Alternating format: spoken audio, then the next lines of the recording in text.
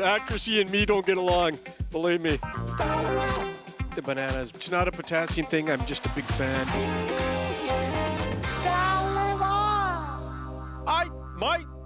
Hey, if my source said to me they're going to Czechoslovakia this week, how am I to blame? I'm passing the information.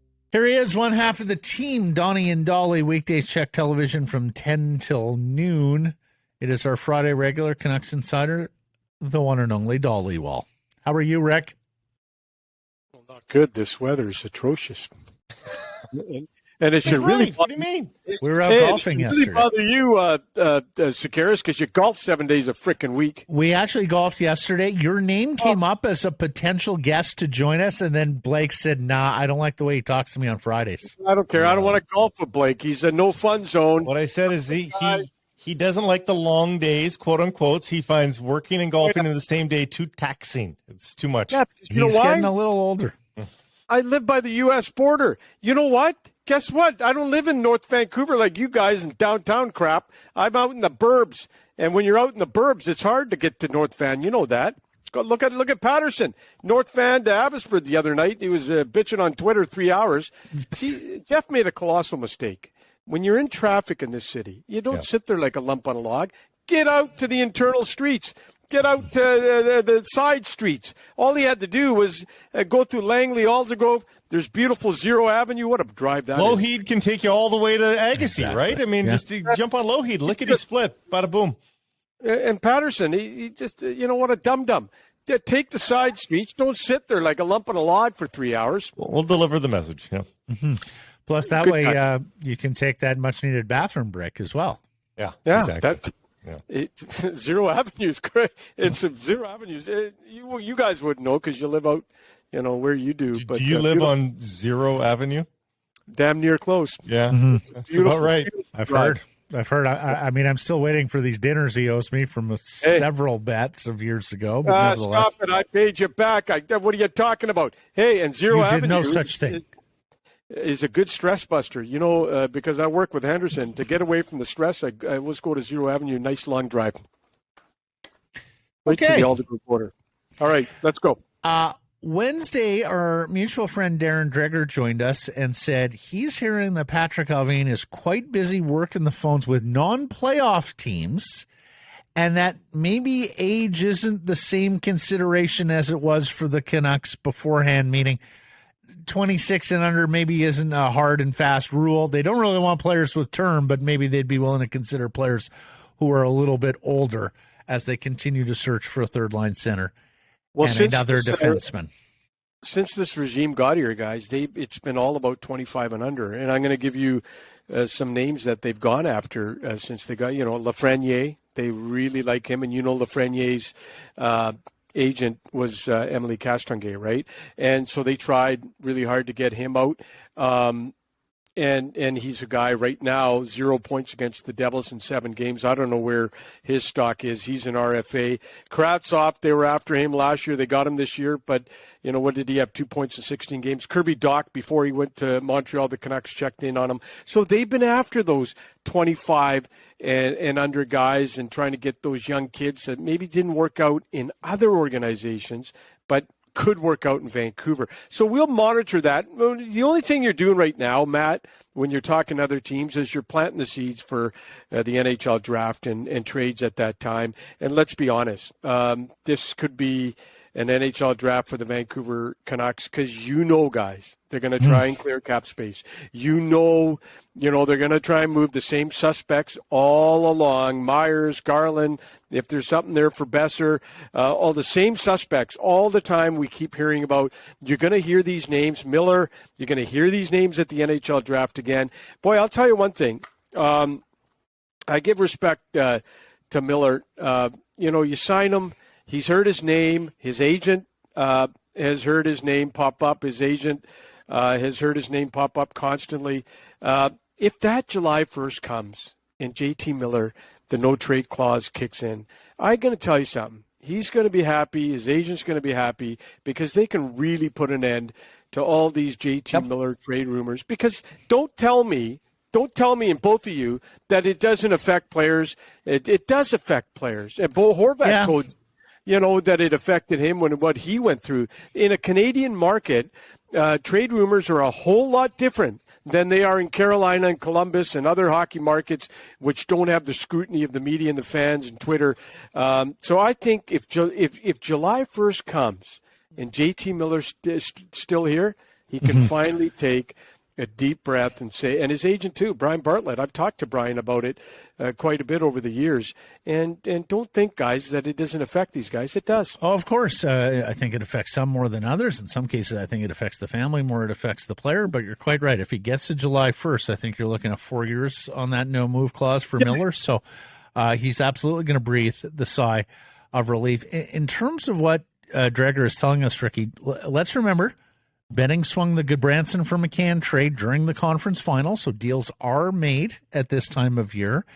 And if they're willing to go a little bit older than 25 or 26, Rick, to me, that probably means they sat down, they had their end-of-season meetings and said, we can't be as selective age-wise, particularly since UFAs are 27 years old, typically, right, or older, and maybe we're willing to bring that late 20s player in a little bit more than we were in the first 18 months of our regime. Well, and one thing you're missing and you haven't said is one of the reasons they're changing philosophy is you have a new coach, and the coach plays a big role in what kind of team he wants. So the coach says, this is the kind of team I want. Now Rutherford and Alvin have to get those kind of players. And, Rick Tocchet is going to have a big say. It's his team. What kind of guys do I want? It's funny you bring that up, and I'm going to get to it because I was going to ask you guys, like when the free agent market comes on July 1st, what are the Canucks going to be after? Like I'm kind of thinking, if Rick Tocchet's going to have a wish list, and you guys know, on that wish list for Rick Tocchet is going to be size, toughness, more grit. Rick Tocchet raved about the Vegas blue line. Well, that's the type of roster that, Rick Tocchet's going to want. I was asked this week, guys, and I'll ask you if the Canucks should go after Milan Lucic, UFA, 34 years old, not the fastest guy in the world, but he's still tough, sticks up for his teammates. His agent, Scott Bonner, told me this week that 100% Lucic is going to play next year, and they expect a lot of interest. The thing for the Canucks is if they don't have a ton of money to play on July 1st because they couldn't get rid of some bad contracts, then guess what? Lucic will come in at a good price point, and it's up to him. If you're talking $1 million, or were you thinking something like that? I don't know, but it's going to be a massive drop, and you guys know it, and I know it. Yeah. And the thing about Lucic, and he's always in great shape, and he brings the element to the game the Canucks lack, but no idea if he's on Vancouver's radar. The other guy I want to ask you about is Troy Stecher. We had him on the show this week. He's another UFA. We asked him if he'd like to, come back to Vancouver, and I'll tell you guys why. I'm going to tell you this. Last July 1st at 9 o'clock, when free agency started, the Canucks, one of their first calls was to Stecher's agent, really quick, like within the first 10, 12 minutes. They checked in on the Stecher camp. I don't know, where the Canucks, they haven't done anything with Burrows yet. If Tocchet envies a massive blue line, well, then I'm probably thinking no.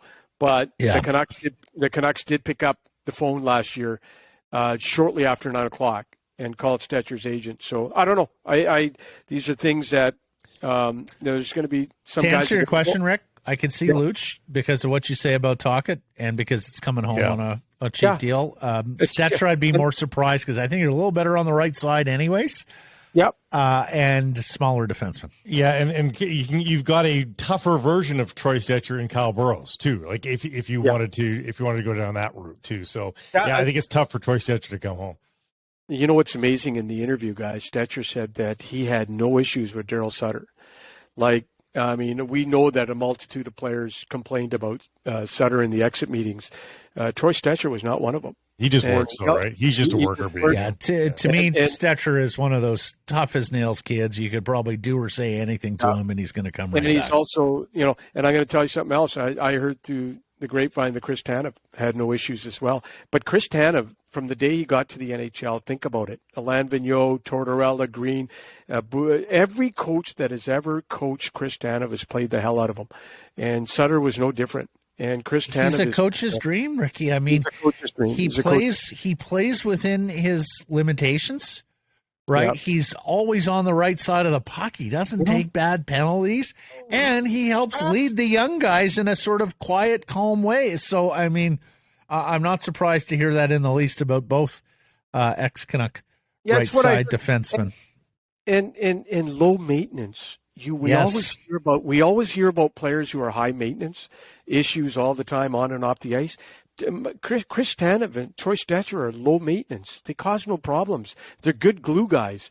When the Canucks lost all those guys in the bubble, Toffoli, Tanev, Stecher, all those guys, I remember hearing, some of the remaining players going, holy, did we really just lose all those quality character guys? It's so anyway, Stecher, it'll be interesting. Stetch has been on 4 teams in the last 2 years, so I think he might want to look for some. Hey, how about this? Back to the future. Not only is Nikita Tramp coming back, Nikolai Goldobin has let it be known he wants one more shot at the NHL. Goldobin is 28, last 3 years in Russia. 28. How did he just grow up before your very eyes? Just stop it. Goldobin is 27. Triumkin's 28. Quit being a dick. Oh, Rick. okay. Yeah. Quit being a dick, Blake. I would never. Anyways, what helps these guys right now is when they go to Russia for 3 years and still at that age want to come back, it's simple, guys. There's 32 teams in the NHL, and teams are always looking to take a flyer on a guy. You never know when a guy's going to click, right? And you're starting to see more and more guys make their NHL debuts at a later date, and one of the reasons is, hey, got a lot of 32 teams, a lot of opportunity. So I don't know. We'll see where I've been told that Triumkin's he's got a lot of interest. There'll be teams that take a look at him simply because of his size. Goldobin I haven't checked into, but it looks like he wants to come back. It's too bad for Goldobin because he's actually coming off a worse season than the season previous. He was almost a point per game in a tough league to get points last year, but he's dipped a little bit. He's a good kid. Yeah, he is. One of the issues that Travis Green had with Goldobin is retrieving the puck. And when you lose the puck as an offensive player, don't just stand there. Go get it back. And that's something it's hard to teach these young kids in minor hockey and in junior hockey who have great offensive potential. And it's to play the other parts of the game. And Green would always ask him and show him video. Look, you got to go and retrieve the puck as a top 6 forward or top 9. You can't just give up on the play. So, but he's a good kid, all the skill in the world. He's a first-round pick, 214, late in the first round, 27th or 28th out of the Sarnia Sting, I think it was. So let's see what happens with him. But he's a good kid, Goldobin. Let's see if anything happens there and he can get back in the NHL. There is no Goldobin, Blake, I'm afraid to say. Not for the Canucks. It won't be in Vancouver. Not even close. He won't get a sniff in Vancouver. I don't think he'll be in the league, to be honest. No, I don't think so either. Well, but Jonathan Lekkerimäki might eventually. Where's he going to play next year, Rick? Okay, so his agents, Jerry Johansson and his group, are talking contract with the Canucks this week for Lekkerimäki. Should get done soon. It's an entry-level deal. I think that's the easy part. They've talked contract this week. The easy part is sign Lekkerimäki because it's only an entry-level deal. Now, the hard part is, and what they're doing right now, is figuring out where he's going to play next year. That's going to be the tough part. Now, I've been told the Canucks obviously want to say in where he plays. As I told you guys last week, he wants to move up to the SHL, the top team in the Sweden League. Although I talked to someone in Sweden this week, and they didn't think it would be a bad idea if he stayed at Derja Gardens and played on the top line there and got a ton of ice, because the move up to the SHL, it's going to be tough. It's not going to be easy. He's still a teenager. But anyways, they want to get him up into the top league, and they're working on finding a spot. But the Canucks are talking contract with his agent. 0% chance of the American League then? Is that what your understanding is? 100% zero. Yeah. I've been told the Canucks want him over there. I've been told the Swedish agents want him over there. I've been told everybody wants him over there. Right. So Abbotsford, and when he gets here, the Sedin twins will work with him, and he's a sniper. Step by step. That's what I was thinking too. Is like, FaceTime with the Sedin twins could certainly help the young man, but nevertheless, it can wait. Well, lastly, Abbotsford's the last topic here, Ricky. I want to talk about, first of all, kudos to the Abbotsford Canucks, taking on the number one team in the league, 52 wins. They got the league MVP and goaltender Dustin Wolf. And here we are. They win tonight. They're going to force a fifth game. Hey, tons of, absolutely wonderful job by the Abbotsford Canucks. I want to single out a couple of kids. For me, and they're not high draft picks. Tristan Nielsen of Fort St. John and Surrey native Archdeep Baines. Nielsen needs a contract for next year, guys. Last 2 years, he's been on an American hockey deal. I think he's earned an NHL contract. He'll have NHL interest this year for sure, this summer. No question. He's on the number one line with Dowling and Carlson. Last year, fourth line guy, in and out, healthy scratch, not in the lineup. The growth, impressive. 11 points to 41 this year. And the best thing about him, 23 years old. Love this kid.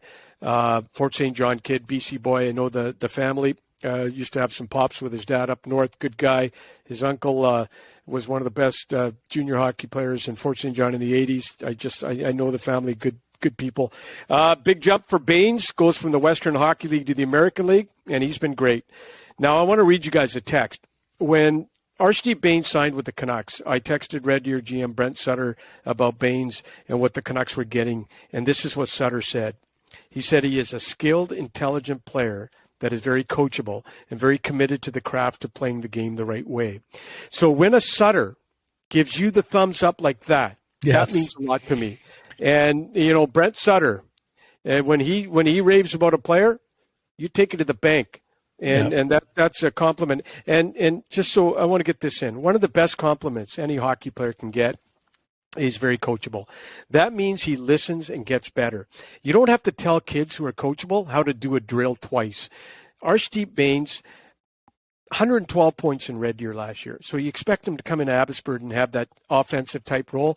But Jeremy Colleton, the coach, has got him killing penalties on the ice late in games, defending leads.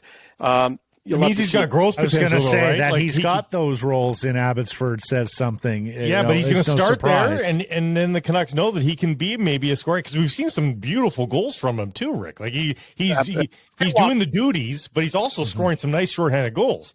Well, he led the Western Hockey League. And let me tell you another story. No bantam or NHL drafts for Baines. He's your prototypical late bloomer. I'm going to tell you something right now.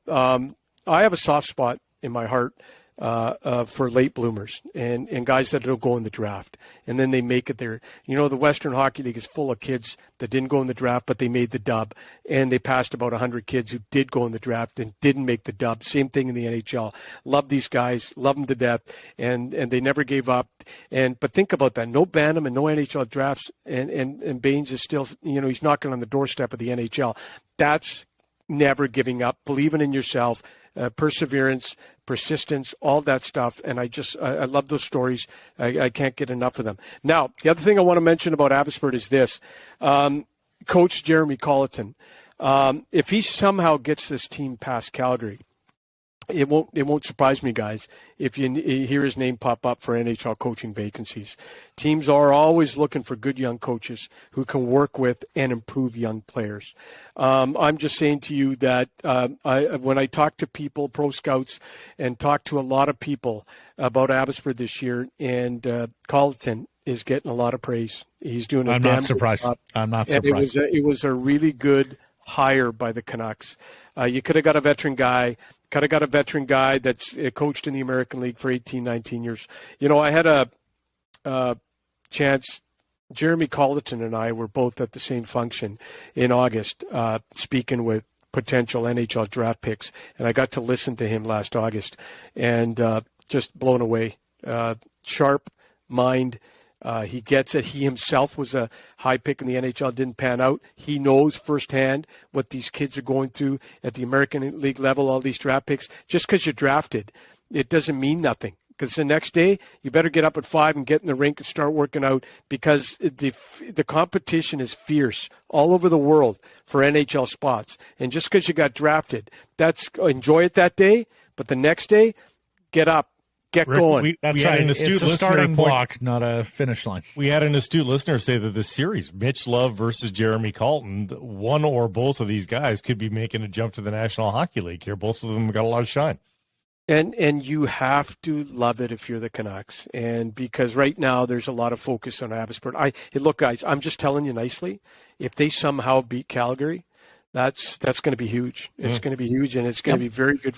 And I'll say it again. And I know I got horror stories of Utica, and how bad it was at times there. But this move to Abbotsford has been absolutely a phenomenal move. Phenomenal. Yep. Marvelous stuff, Rick. Thank you for this. Enjoy the weekend. We'll catch up next.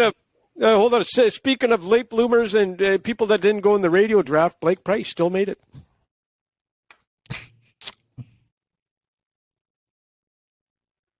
What? We're gonna end on that note. Yeah, that's a great ending. You get the last word. Punctuation mark, Ricky. Attaboy. I'll tell you one thing. That's my boy. I'll tell you one thing. On a serious note, I was not supposed to make it. I had. Oh, really? We're going back to 1988, and I tell you how I am still in this industry is amazing. Mm-hmm. I wasn't supposed to make it. I was the undrafted guy that nobody believed in and nobody gave a shit about. But I somehow snuck in, and I keep stealing a paycheck. Mm-hmm. Oh, attaboy. Keep stealing. All right, Thanks, boys. buddy. See ya. Bye. Be good, Rick.